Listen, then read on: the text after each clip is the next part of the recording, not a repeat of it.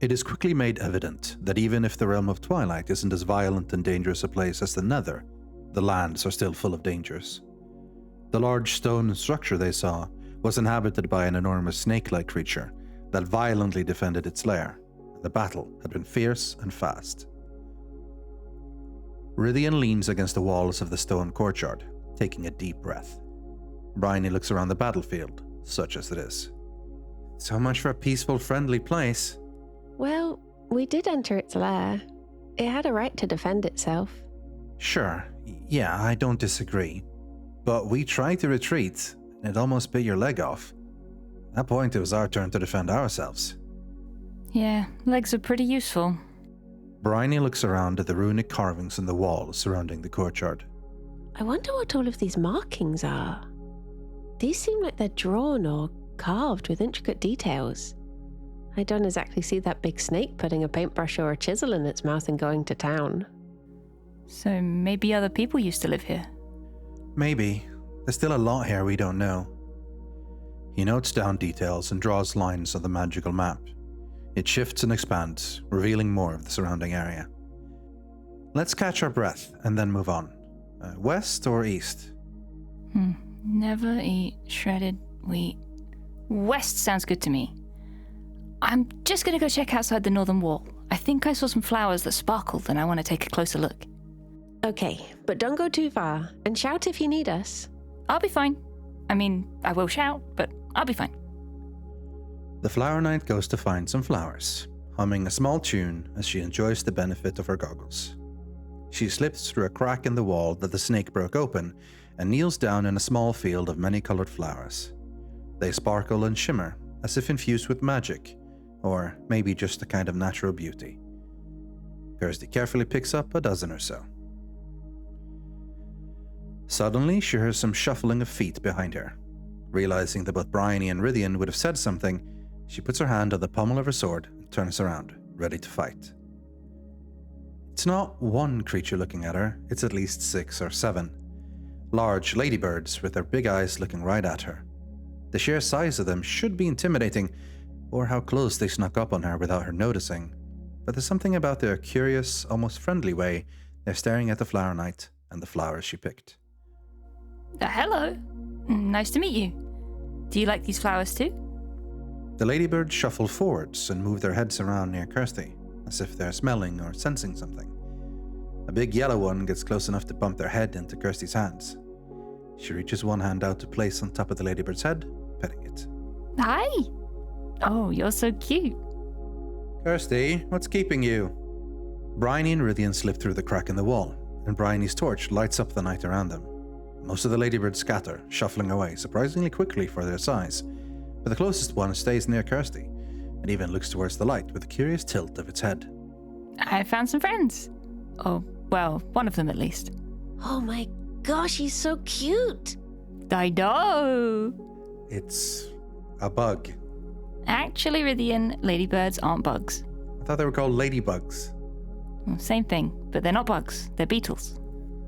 Should we call lady beetles then? Is he eating the flowers? No, he's just sort of here. Feed him. Kirsty holds out her flowers to the ladybird, who looks at them hungrily before starting to nibble happily.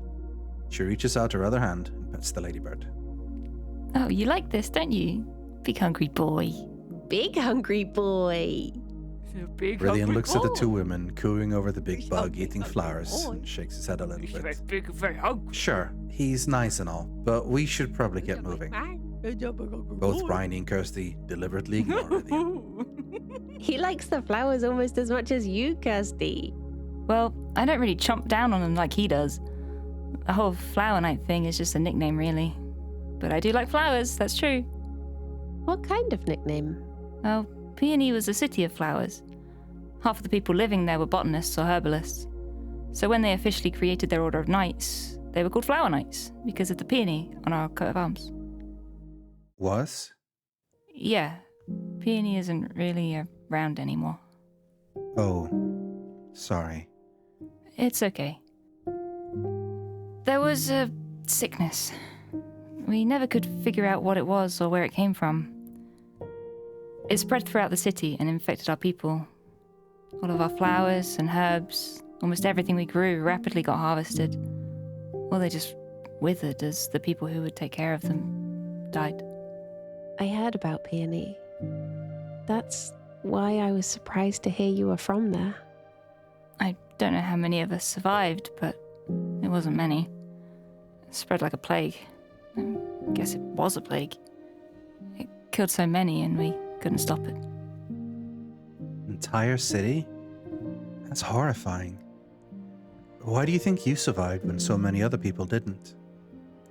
I guess some of us were just immune. There was no real common denominator between us.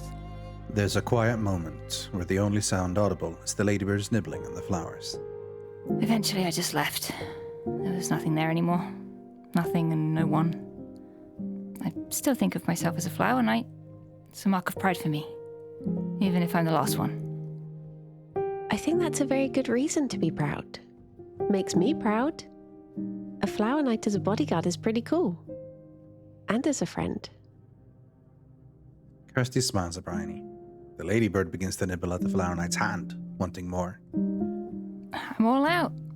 But there's tons more around. We can find more. If you want to tag along with us. The ladybird happily shuffles up next to Kirsty. More food for travel companionship. Satisfactory agreement. I think I'm going to name you Helio.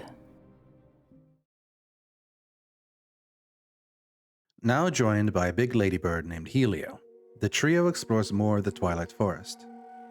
After a scuffle with a violent group of yetis, they retreat to a small campfire for a rest. Well, so far we haven't really found anyone we can really talk to. I suspect there's lots more exploring in our future. Trying to find any sign of a throne or even a kingdom, let alone one person.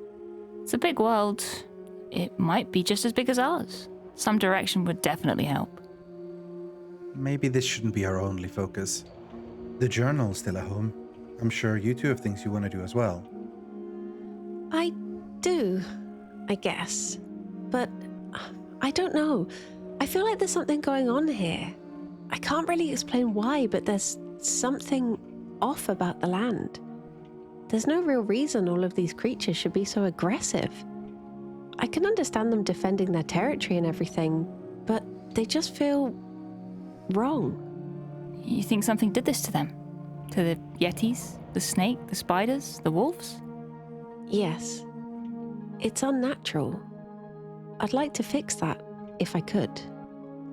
It's a pretty big task to take on. Could be absolutely anything causing it. Or nothing. Maybe that's just how it is here. I'm not saying that to discourage you, just, something to consider. I know. It's just, I've always felt like I want to do something in my life that isn't just studying. This whole pilgrimage, it feels like the elders tell people to do it more out of tradition or to get adventure out of our systems before we go back to the burrow forevermore. I want to feel like I've done something, like I've helped or made a difference to actually use what I've been learning. There's something bad here. I'd like to at least try to help before I return, even if I can only plant the seeds and never get to see them bloom. I'd like to try. If this means something to you, then I'll help you. It's the least I can do for what you've done for me. I just don't want to leave our home for too long. I want to know if the journal is charged again. We can do both. Make progress on two fronts. The journal might have more clues about what's going on here, or we find something here that helps us learn more about you. Okay, well, let's make our way back to the portal. The map is updating as we go, so we should know how to get back here if we need to. The hunter in the shadows stays silent, listens, observes, judges.